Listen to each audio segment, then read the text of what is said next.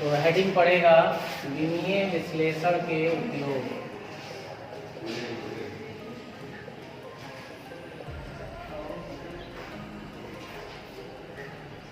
मतलब उसका बिना जो हम पढ़ रहे हैं, कोई चीज़ अगर हम पढ़ रहे हैं तो उसका क्या यूज़ है हमारे डेली लाइफ में, उसको जानना बहुत ज़रूरी है। तो विमीय विश्लेषण के उपयोग में 3 उपयोग है, जिनमें से पहला उपयोग है, मैं उसको पढ़ाने जा रहा हूँ।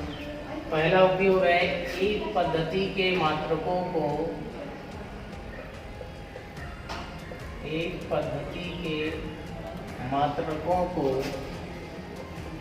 दूसरी पद्धति के मात्रकों में बदलना, के मात्रकों में बदलना। मतलब conversion of unit from one system to another system.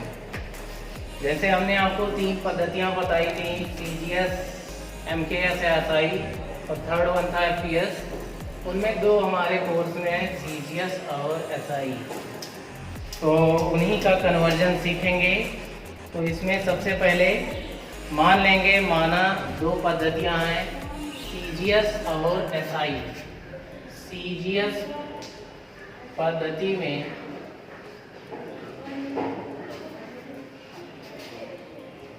भौतिक राशि का मात्रक, भौतिक राशि का मात्रक मान लिया हमने U1 है। इसी प्रकार अगर CGS हो गया, सेकंड आ गया MKS या SI पद्धति में भौतिक राशि का मात्रक U1 के स्थान पे U2 हो जाएगा, क्योंकि ये हमारा सेकंड सिस्टम है। हम कन्वर्जन करेंगे MKS या MKS टू CGS, किसी भी टाइप का कन्वर्जन कर सकते हैं। तो सबसे पहले भौतिक राशि की माप, अगर आपको कोई भौतिक राशि दी जाए, उस भौतिक राशि की माप करनी हो तो Q इक्वल्स टू लिखा जाता है। Q इक्वल्स NU कहाँ से आया, इसको आप यहाँ से समझ सकते हैं। जैसे मैंने लिखा छड़ की लंबाई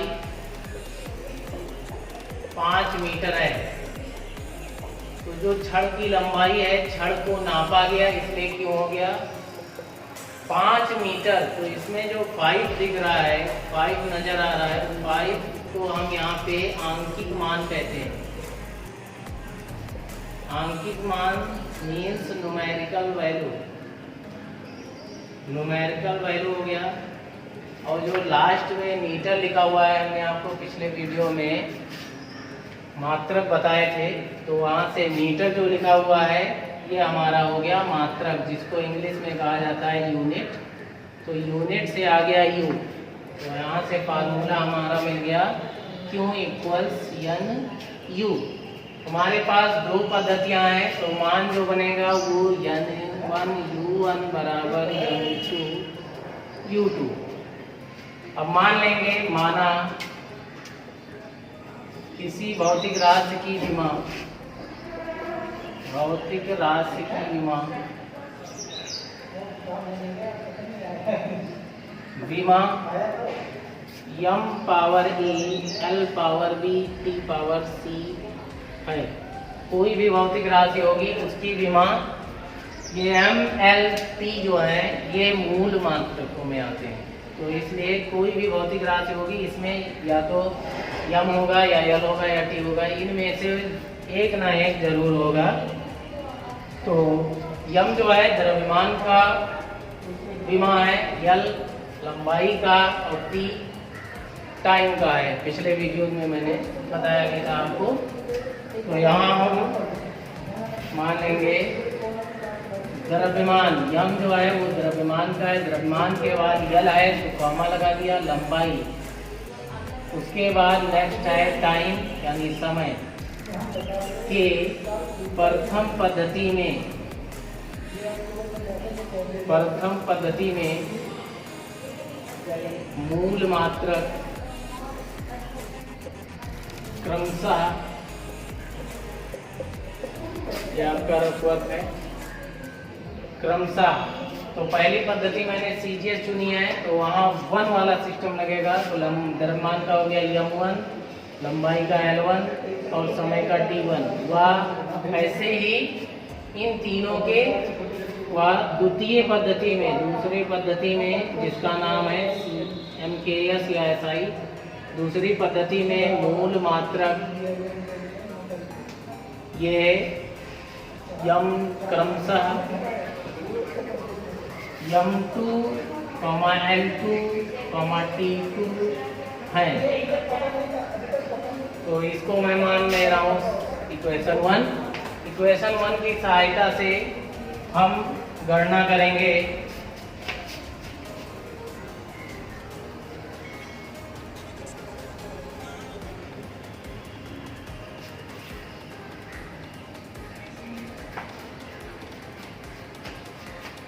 समीकरण 1 से हमें मिलेगा।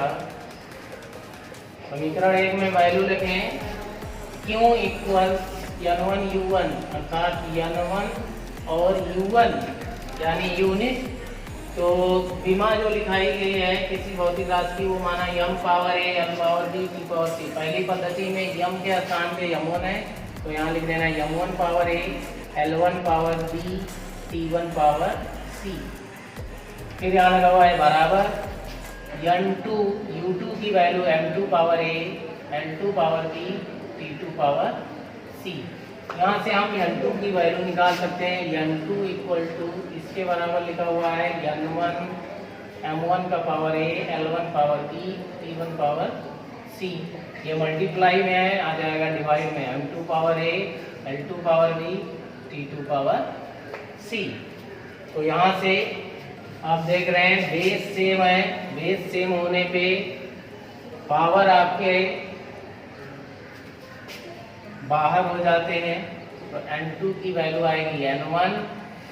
m पे दोनों के पावर सेम है, तो लिख सकते हैं m1 upon m2 power a, L1 upon L2 power b और next T1 upon T2 power c। ये हमारे पास फार्मूला आ गया। इस फार्मूले में जो n2 है वो दूसरी पद्धति का न्यूमेरिकल वैल्यू है, यानी जो MKS पद्धति मैंने मानी थी उसमें जो मान निकालना है वो है n1, पहला मान जो CGS में आपको दिया गया है। Next one m1, L1, T1 ये सब CGS वाले हैं, मीन्स किलो ये ग्राम सेंटीमीटर सेकंड, और नीचे MKS वाले हैं मीटर किलोग्राम और सेकंड। तो ये हमारा मेन फार्मूला आ गया। अब इस फार्मूले को हम न्यूमेरिकल के थ्रू समझेंगे कि न्यूमेरिकल में कैसे हम इसका यूज करेंगे। तो सवाल जैसे दिया हुआ है, मैं यहाँ लिख रहा हूँ, 1 जूल को अर्ग में परिवर्तित कीजिए। 1 जूल को अर्ग में परिवर्तित कीजिए।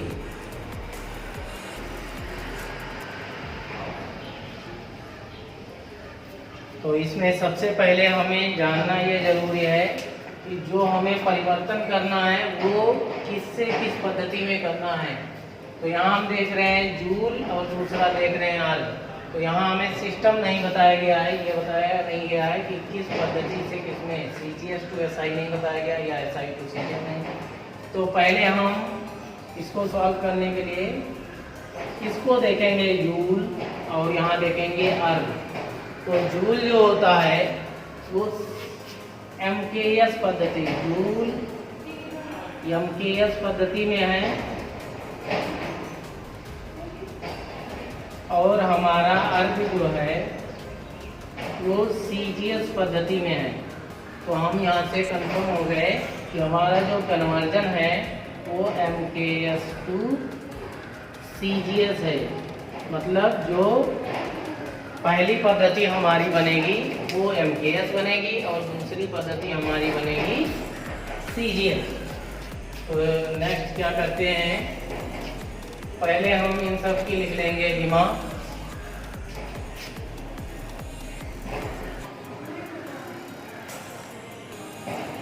यहाँ पे हम जानेंगे जूल, जूल किसका मात्रक है, पहले इस चीज को देखना है। तो यहाँ लिखेंगे चूंकि जूल कार्य का मात्रक है, कार्य से ही हमें कार्य का मात्रक जूल है, तो जूल कार्य का मात्रक है।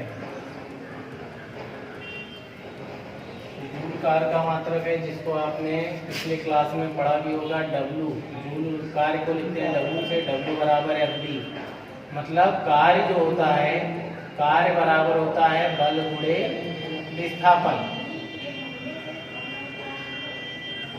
तो अतः कार्य का विमीय सूत्र, तो कार्य का विमीय सूत्र हमारे पास हुआ, कहाँ से होगा, फार्मूले से, W बराबर FD से। F का विमीय सूत्र mLT पावर -2 और विस्थापन मतलब दूरी यानी उसका विमा हो गया L। तो यहाँ से हमारा W का विमा निकल के आ गया m L। देखिए यहाँ एक है, एक यहाँ भी है, दोनों मल्टीप्लाई है, बेस सेम है, पावर जुड़ जाएगा 112 पावर -2। तो ये आ गई हमारी वो भौतिक राशि जिसमें हमने अभी आपको फार्मूले में बताया था, m power a, l power b और t पावर c। तो यहाँ से a की वैल्यू यहाँ आ रही है 1, b की वैल्यू आ रही है 2, c की आ रही है -2। अब हम फार्मूला यूज कर सकते हैं।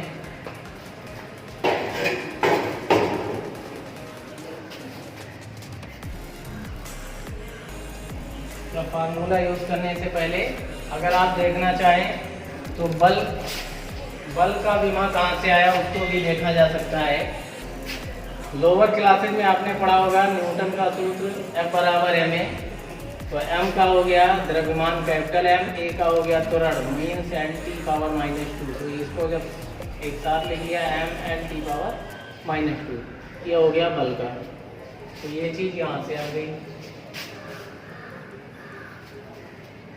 अब फार्मूला यूज करेंगे N2 equals N1 M1 upon M2 power A, L1 upon L2 power B, T1 upon T2 power C। तो यहाँ से N1 की वैल्यू हमें 1 जूल दिया हुआ था, तो N1 जो हो गया हमारा वो 1 जूल हो गया।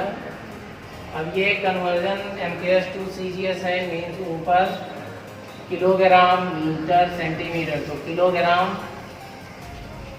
और किलोग्राम को ग्राम में बदल दिया तो 1000 ग्राम, और M2 ग्राम सेंटीमीटर सेकंड। तो ग्राम नीचे है, यहाँ पे ग्राम लिखने के लिए M2 लगा दिया, नीचे आपका ग्राम में आएगी। A की वैल्यू आ चुकी है 1, L मीटर में है तो 100 सेंटीमीटर, सेंटीमीटर नीचे L2 है तो इसलिए ऊपर भी L2 लिख दिया। नीचे D की वैल्यू दी है 2, T1 भी सेकंड में आए और T2 भी सेकंड में है, तो T1 T2 सब बराबर है इसलिए हम T1 लिख दिया। L2 cancel, M2 T1 cancel. तो यहाँ से मिल जाएगा 1 का मल्टीप्लाई किसके में भी करेंगे कोई मतलब नहीं, 10 पावर 3 पावर 1 है, कैंसिल हो जाएगा। नेक्स्ट हमारा आ रहा है 100 मीन्स 10 पावर 2, उसका पावर 2 है, और मल्टीप्लाई 1 का पावर -2। तो 10 पावर 3 इंटू 10 पावर 2 2 जा 4 और मल्टीप्लाइड बाई 1 का कोई भी पावर लिखा हो निगेटिव पॉजिटिव 1 ही होगा। 10 पावर 3 बेस दोनों का सेम है तो 10 पावर 3 4 ऐड कर देंगे तो 7 आ जाएगा। N2 की वैल्यू आ गई 10 पावर 7। और जूल का जो CGS कार्य का CGS मात्रक होता है वो होता है अर्ग। तो आ गया हमारे पास आंसर 10 पावर 7 अर्ग। ऐसे ही आपको कन्वर्जन करने हैं। ये पहला आपका यूज हो गया। नेक्स्ट वन हम जानेंगे, इसका एग्जाम्पल ये क्वेश्चन कर लेते हैं कुछ। तो उसमें पहला जो सवाल है हमारे पास जो आपके लिए होमवर्क है, पानी का घनत्व CGS पद्धति में 5 ग्राम प्रति सेंटीमीटर क्यूब है। 5 ग्राम प्रति सेंटीमीटर क्यूब है। इसका मान SI पद्धति में ज्ञात कीजिए। यहाँ आपको डायरेक्ट बता दिया CGS टू SI कन्वर्जन है, इसलिए आपको दिमाग भी थोड़ा सा वहाँ नहीं लगाना है कि जूल टू आर्ग था तो हमने वहाँ देखा जूल किस पद्धति में है, आर्ग किस पद्धति में है, डायरेक्ट आपको कर लेना।